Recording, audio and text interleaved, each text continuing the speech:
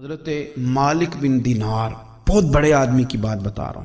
آج میرا کلام دینداروں سے ہے. حضرت مالک بن دینار دینداروں میں بڑا نام لکھا کس نے؟ حضرت شاہ فرید الدین عطار نے تذکرۃ الاولیاء میں. یہ سچے لوگ تھے تو سچ بولتے ہیں، جھوٹ نہیں بولتے. حضرت مالک بن دینار رحمۃ اللہ تعالی علیہ فرمانے لگے کہ دمشق میں ایک بہت بڑی مسجد تھی جسے حضرت امیر معاویہ رضی اللہ تعالیٰ عنہ نے بنوایا تھا. بڑی سونی تھی، بہت بڑی تھی، شاندار تھی. فرماتے میری اس پہ آنکھ آ گئی، دل آ گیا.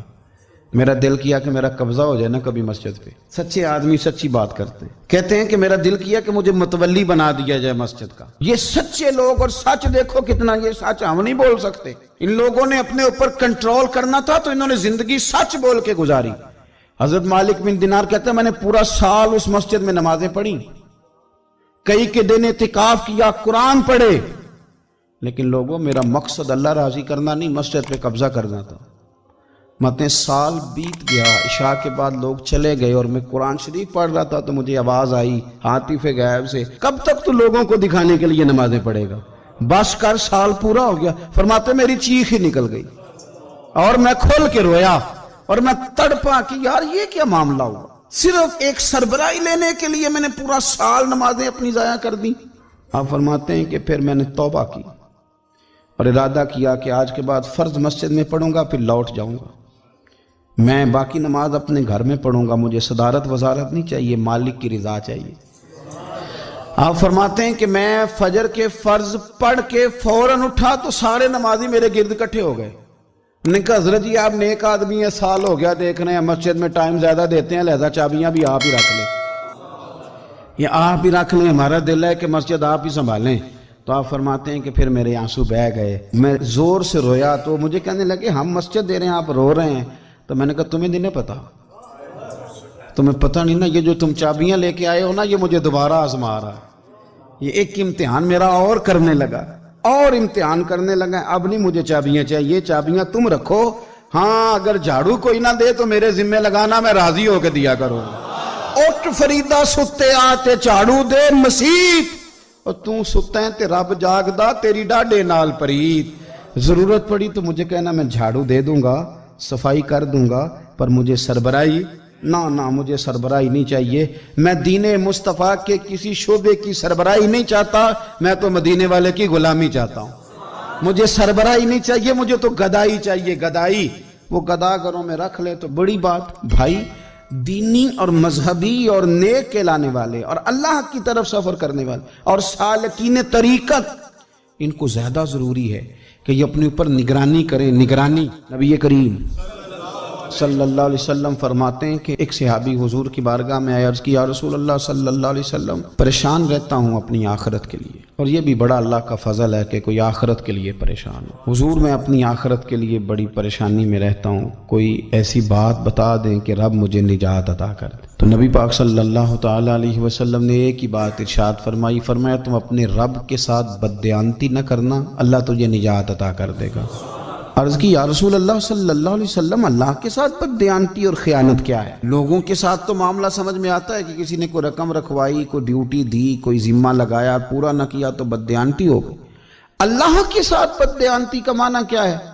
تو نبی پاک صلی اللہ علیہ وسلم فرمانے لگے وہ کام جو تمہیں خالص اپنے رب کی رضا کے لیے کرنے چاہیے تھے، ان کاموں میں اگر تم نے نیت کر لی نا کہ لوگ بھی دیکھ لے، غیر کا بھی تم نے ارادہ کر لیا، حکم دیا تھا اللہ رسول نے، کرنے تھے اللہ رسول کے لیے، اور جب تم نے ارادہ کر لیا نا کہ ذرا لوگوں کو بھی پتہ چل جائے میں نمازی ہوں، تہجد گزار ہوں، قاری قرآن ہوں، عامل بالسنہ ہوں، شریعت اسلامیہ کا پابند ہوں، جب تم نے یہ والا ذہن بنا لیا نا تو پھر تم نے اپنے رب کے ساتھ بددیانتی کی، پھر تم نے خیانت کی، پھر تم نے ٹھیک نہیں کیا. جب تم نے یہ ذہن بنا لیا کہ لوگوں کو پتہ چل جائے. حضرت شاہ منصور رحمۃ اللہ علیہ فرماتے ہیں کہ میرا ایک شخص سے بڑا قریبی تعلق تھا اور میں اسے بڑا نیک سمجھتا تھا، اور اچھے الفاظ میں اس کا لوگوں کے ہاں ذکر تھا، لوگ اسے نیک ہی سمجھتے تھے. لیکن مجھے کسی نے بتایا کہ وہ بہت ہی زیادہ بیمار ہے. میں تیمارداری کرنے گیا، میں نے اسے جا کے دیکھا تو بڑی اذیت میں تھا. میں نے کہا کیا ہوا؟ کہنے لگا حضور اپنے گناہوں کی پاداش میں ہوں.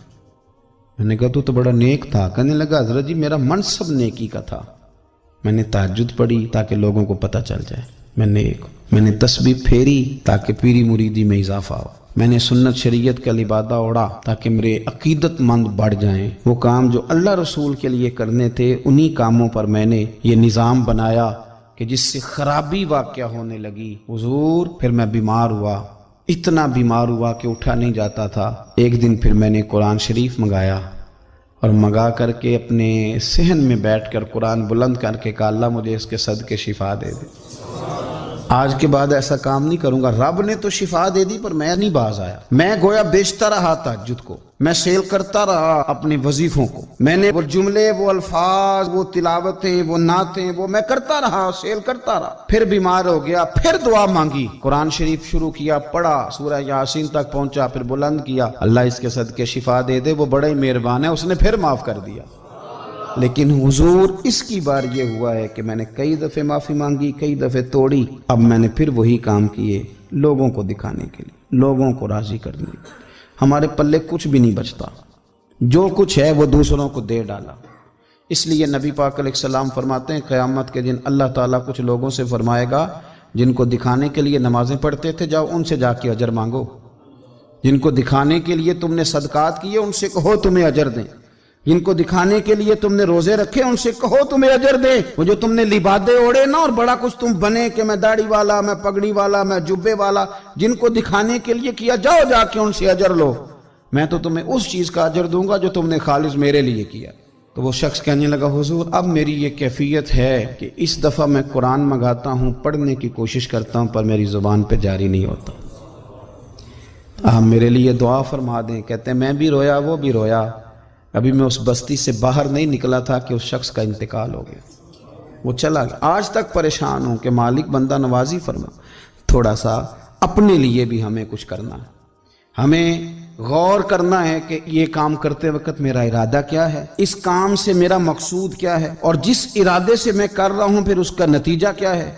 اگر اسی طرح الجھ گئے، میں کہتا ہوں کہ ہم نے دعوتیں ولیمے بھی کھائے اور ہم منگنی میں بھی گئے اور ہم بارات میں بھی گئے اور ہم جناب سیاسی میٹنگ میں بھی گئے، کس لیے کہ دنیا داری ٹھیک رہے، یہ سارے کام دنیا کے لیے کر لیے تھے تو اب نمازیں تو نانا دنیا داری کے لیے پڑھیں، یہ سارا کچھ ہو گیا تھا نا دنیا داری کے لیے، تو اب داڑھی حج زکوٰۃ کا معاملہ تو دنیا داری کے لیے نہ کریں۔ اب اس پر تو نہ دھبا ڈالیں، اس پر تو نہ وہی لیبل لگا لیں کہ یہ اوپر بڑا اچھا خوبصورت پیکٹ اور اندر سے نکلے ہی کوئی شے نہ، خرابی ہو جائے اور صبح قیامت جب راز کھلیں تو پھر ہم سے چھپنے کو جگہ ہی نہ مل سکے۔ نبی کریم صلی اللہ تعالیٰ علیہ وسلم نے ہماری تربیت فرمائی، حضور فرمانے لگے مخلص ہو کے عمل کرنا، اگر تھوڑا بھی ہوا تو تمہیں کفایت کر جائے گا۔ حضرت ابو سعید ابو الخیر رحمۃ اللہ علیہ کہتے ہیں میں غلام خرید کے لایا، جو غلام شرط کے ساتھ آتے تھے وہ سستے ملتے تھے اور جن کو ہم بس خرید لاتے تھے اپنی مرضی سے وہ ذرا مہنگے ہوتے تھے۔ تو غلام نے کہا حضرت جی 3 شرطیں ہوں گی اگر آپ مجھے خریدیں گے۔ میں نے کہا بولو۔ کہنے لگا پہلی شرط یہ ہے کہ میں سارا وقت آپ کی بات مانوں گا، پر اذان ہوگی تو پھر میں کسی کی بھی نہیں سنوں گا، پر میں جانوں میرا رب جانے۔ میں نے کہا قبول ہے۔ کہنے لگا دوسری شرط یہ ہے کہ دن کے وقت بات مانوں گا، رات کو نہیں مانوں گا۔ میں نے کہا یہ آرام کرنے کا عادی ہوگا، نیند زیادہ آتی ہوگی، بعض لوگ زیادہ سوتے ہیں۔ میں نے کہا ٹھیک ہے۔ اس نے تیسری شرط یہ کہی کہ بہت سارے جگہوں پہ لوگوں کے زیادہ غلام ہوتے ہیں تو ایک کمرے میں 5-5 6-6 لوگ رہتے ہیں، میں کمرہ علیحدہ لوں گا اکیلا، ٹوٹا پھوٹا دے دیں، پرانا دے دیں، کسی حویلی کے پچھواڑے دے دیں، پر کمرہ میں الگ لوں گا۔ کہتے میں نے کہا یار یہ بھی قبول ہے۔ میں اسے گھر لے آیا، میرے دل میں تھوڑا تھوڑا کھٹکا تھا کہ یہ کہتا ہے میں وقت پر نماز کے لیے جاؤں گا، کہیں کام چوری نہ کرے، لیکن فرماتے ہیں یہ تو کام دوسروں سے زیادہ کرتا تھا اور توجہ سے کرتا تھا اور ذوق سے کرتا تھا، 2 دنوں کا کام 1 دن میں کر جاتا۔ فرماتے ہیں ایک رات کسی مجبوری کے لیے مجھے کوئی پیغام آ گیا، کہیں جانا تھا، میں اور میری اہلیہ اٹھے، حویلی کے پیچھے ایک پرانے کمرے میں وہ رہتا تھا۔ جب ہم اس کے قریب سے گزرے تو اس کے کمرے کی عجیب حالت دیکھی کہ زمین سے آسمان تک نور ہی نور۔ ہم نے جب کان لگا کے سنا تو وہ رو رہا تھا اور کہہ رہا تھا مالک میرے ذمہ نہ میرے آقا کے بھی حقوق، اس لیے میں سارا دن تیری عبادت نہیں کر سکتا، صرف رات کو کرتا ہوں۔ مالک اگر میرے ذمہ تو نے یہ ڈیوٹی نہ رکھی ہوتی تو میں سارا دن بھی تیری بارگاہ میں حاضر رہتا، میں قرآن کی تلاوت کرتا، میں تیرے محبوب پہ درود و سلام پڑھتا، میں یہاں آ جاتا تیری ہی بارگاہ میں، پر میرے حقوق ہیں۔ اللہ وہ جو دن کی میری غفلتیں ہیں وہ معاف کر دے، حضرت فرماتے ہیں بڑا ذوق بڑا شوق، ہم نے جہاں جانا تھا گئے نہیں، واپس آ گئے۔ رات ہم نے اس کو مداخلت کرنا اور تکلیف دینا مناسب نہ جانا۔ صبح کی نماز کے بعد میں نے طلب کیا اور میں نے اسے بلا کر کے کہا کہ میاں تو آج کے بعد آزاد ہے، ہماری کوئی ذمہ داری تیرے اوپر نہیں، تو سارا دن قرآن شریف پڑھ، درود پاک پڑھ، اپنی مرضی سے چل۔ کہنے لگا کیوں؟ جلال میں غصے میں بات کرنے لگا، کیا مطلب ہے آپ کا؟ میں محنت کروں گا، کام کروں گا، یہ آپ کیا کہہ رہے ہیں؟ تو فرماتے ہیں میں نے اس سے کہا کہ رات نا ہم نے تیرا منظر دیکھ لیا، تیری دعائیں تیری التجائیں رب کے ساتھ تیرے رشتہ ہم مطلع ہو گئے۔ کہتے ہیں ہم نے یہ کہا تو اس نے آسمان کی طرف دیکھا، پھر نظر جھکائی، کہنے لگا مالک تو نے تو راز ہی کھول دیا۔ یہاں لوگوں کی جعلی کرامت مشہور ہو جائے تو وہ کمائی نہیں کرنی شروع کر دیتے، تویز دھاگے کی دکان نہیں چل جاتی۔ اللہ تو نے راز ہی کھول دیا، میں تو سراپا مخزن راز تھا، میں رہا تھا مدت و راز میں، یہ تو تیرا شوق کے دید کشاں کشاں مجھے کھینچ لایا مجاز میں، تو نے یہ کیا عجب کیا، مجھ کو بھی فاش کر دیا، میں ہی تو ایک راز تھا سینہ کائنات میں، مالک میرا بھی راز کھول دیا۔ اور پھر کہنے لگا اللہ یوں نہ کر، تیرے میرے پردے ہیں، ان پردوں کو نہ کھول۔ یہ لفظ کہے زمین پہ لیٹا، کلمہ پڑا، روح پرواز کر گئی، عرش فرشتے بانگا ملیاں، مکے پہ گیا شور۔ بلے شاہ اسا نہیں مرنا، اے تے مر گیا ہی کوئی ہور، اسا نہیں مرنا تے مر گیا ہی